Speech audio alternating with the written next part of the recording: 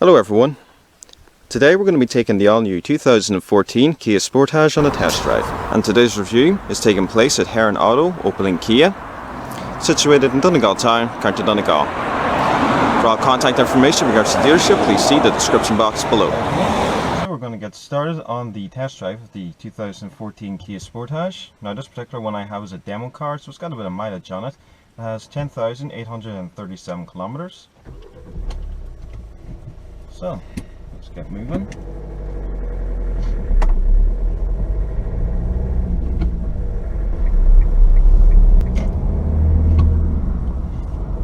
Okay, so we're just entering the bypass now. This thing's got some power. When you get up to about 1500 RPM, the turbo really kicks in. Now the engine in this is a 1.7 litre turbo diesel. It produces 117 horsepower and it will go up to a top speed of about 105 miles per hour. It also produces 192 foot-pounds of torque, and Kia claim this car can get about 54 miles to the gallon. Now you can have the Sportage with a 1.6 litre GDI Gamma petrol engine. They're not very popular in Ireland, to be honest. And then you got the 1.7 diesel that I have here, of course, and then you have a 2 litre turbo diesel equipped with all-wheel drive, and you can have that with, I believe it's 134 and about 181 brake horsepower. I'll be listing the engines in the description box below anyway.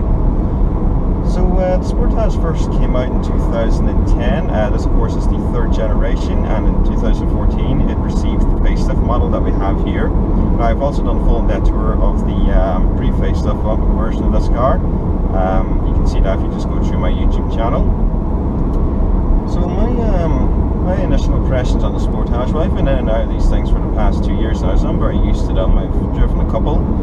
They're really nice cars. They're actually huge sellers in Ireland, so they are, and I believe the UK as well. Everywhere you look, somebody has a Sportage. They're really popular cars. The most popular one is this in particular, the 1.7 litre mid-range EX turbo diesel with front-wheel drive. The interior of this car is a nice place to be, so it is. The seats are very comfortable and supportive. Of course, these ones are half leather, and all the main points of contact, you know, like the radio cluster and all that kind of stuff, has good quality materials about it. It doesn't feel cheap at all. Even the radio surrounds have this nice painted plastic. It's a nice quality touch and finish. And also the top of the dash here, you know, it's got a nice soft touch material as well. But I really like driving this anyway. I was driving around it earlier before I started filming, and you know, I really liked it. Can't think of too many things to fault with it so far, but we'll see later on in the test drive. Okay, so let's see about this power again.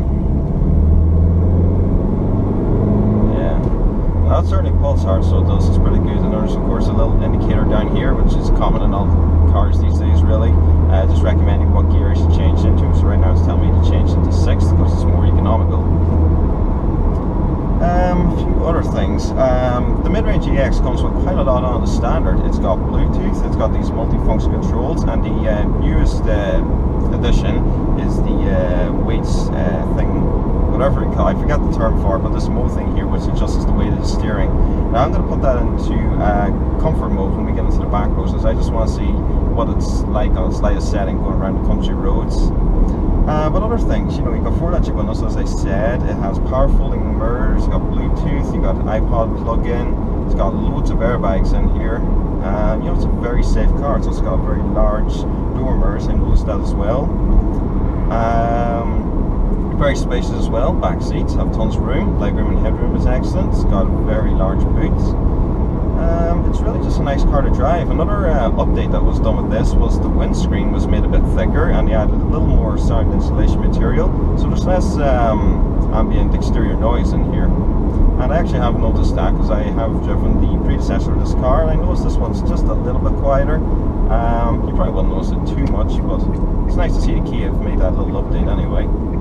Other updates done to this facelift model. Now I'm going to be doing a photo comparison between this and the predecessor anyway, but it's got the new front grille, so it's got a nice black glossy paint finish to it. It's got new taillights, new alloy wheels, and a couple of tiny little changes on the interior, such as these instrument dials. Now, I believe the price for this particular mid-range EX is somewhere between €32,000, something along those lines, but I'll get the actual accurate pricing for it and I'll list that also in the description box below. So we'll just take a look at the interior of the new Sportage.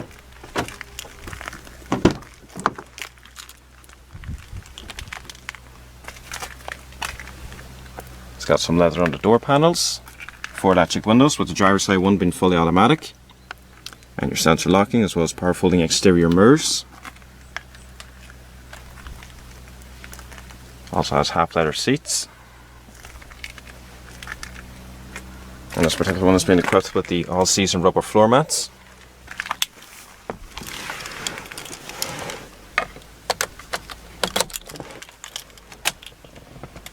And of course it's got the new gauges as well. It's got a leather wrap multifunction steering wheel. It's 3 spokes. You got the radio controls off to the left, cruise control off to the right as normal. Down here you got your Bluetooth controls, voice command, and this new Sportage has been equipped with the adjustable weight steering, which we first saw in the new Seed. So if you press mode, you can select between normal, sport, which is the heaviest setting, and comfort, the lightest setting. Down to the right here you have the traction control, hill descent, and the interior motion sensor, and you can operate the truck computer using that button there. Of course it's got the 6-speed manual transmission, and if you get this car with heated seats, the driver's side heated seat switch will be here and the passenger side one here. It's also got 12-volt power outlet, iPod connectivity, and your park assist controls, your standard air conditioning controls, and a few updates have been done to the radio. Well, actually the only thing they updated with the radio was the actual knobs here. You can see they have a nice black glass paint finish. Looks really good. And this particular Sportage has a manual dimming interior mirror. It's also got rain sensing window wipers, illuminated vanity mirrors, as well as an extended piece, and your microphone for the Bluetooth. 2 cup holders, nice leather armrest, nice bit of storage, and this removable piece as well. It's got a very nice interior.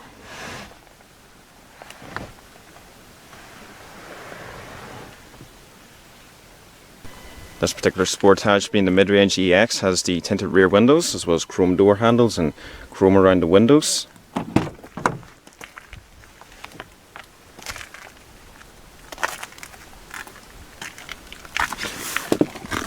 And there's a lot of room in the back as well. Even with the driver's seat moved into my position, which is quite a good bit back, there's still a good amount of leg room. And headroom is very good as well. Rear storage nets. Your interior lighting.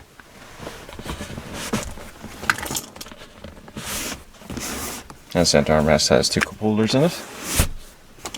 And there's also a seatbelt up on the roof here for the middle passenger. Just pull it out from there.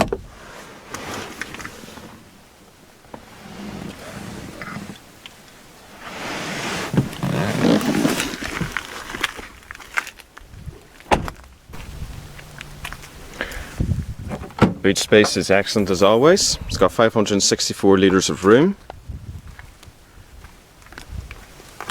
Got a cargo cover. And also, then it comes with a standard this little net.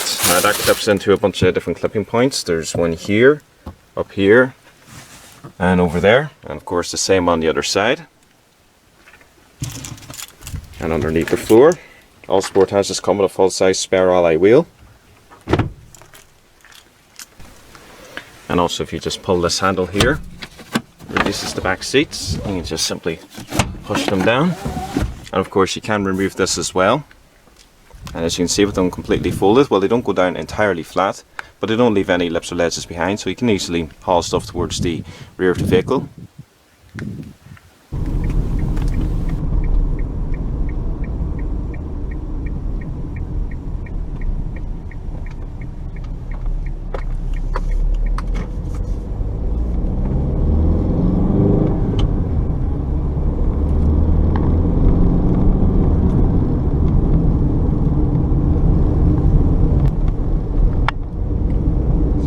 Quite a few bumpy patches in the road right now, and the Sportage seems to be absorbing them quite well actually. Has an independent McPherson strut suspension, and in the rear it's got a multi-link suspension. Good. it's absorbing these quite well actually. There was quite a few bumpy patches just there a second ago, and it's really good. I will admit the ride is a little bouncy for a large car like this. You'd expect that, but overall the quality seems to be quite good. And we're actually just going to adjust the steering now. We're going to put it into comfort mode, the lightest setting, and we'll see how it handles some of these corners.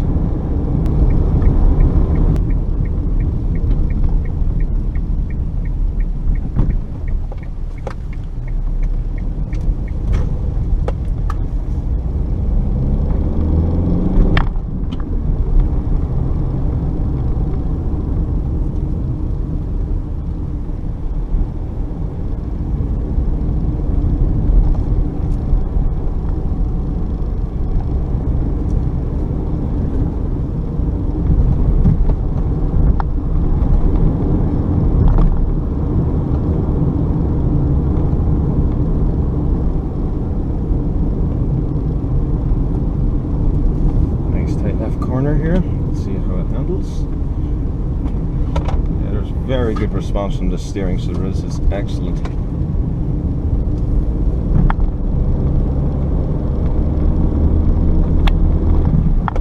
Such a lovely car to drive. I'm really impressed now, as I said, with this thing. So we're just passing through town now, and I'm on my way back to the dealership. So, to summarise the Kia Sportage, this is an excellent car. I'm beginning to see why everybody is buying these things and why they're so popular. First off, you got the 7-year warranty, which you really can't beat these days. And second of all, the actual car itself, you know, this mid-range EX has more than enough equipment for the average kind of people that are going to be buying it. It's got an excellent 1.7 litre turbo diesel engine. It's very economical. It's got good pulling power. The overall ride quality is excellent. I'm really happy with the suspension. As I said, it was excellent out in those back roads. I'm finding it hard to fault this car really, because I love the interior as well. It's a nice place to be. It's comfortable. The seats are excellent, very supportive. There's a lot of room in the back. It's got an excellent sized boot, and you know, it's overall just a very good car. So it is. Now this Sportage, I don't know how many people know this, but I'll just tell you anyway. The engine used in it is actually the same one that Hyundai used in the iX35, which is Hyundai's twin, if you will, version of the Sportage. So how would I choose between them? Well, I have yet actually to review a brand new Hyundai iX35, but I would like to review one and get a comparison between these two. But at the moment, I stand by the Sportage. I think it's an excellent car, and it comes with very good equipment on the standard. This one even has the automatic rain sensing windshield wipers. So that's pretty much my summary of the car. I hope you guys enjoyed this review and test drive. I'm going to be putting up a few photos just comparing, stumbled on my own words there, this facelift, the Model 2 to pre-facelift, just so you can see the little changes in it. But for now, thanks for watching, and of course, as I mentioned, I'm going to be posting things such as the engine and the pricing for the Sportage in the description box below. Now, just in case you can't find it, it's going to be underneath the contact details for Heron Auto, so please be sure to check that out. So thanks for watching, guys. See you next time.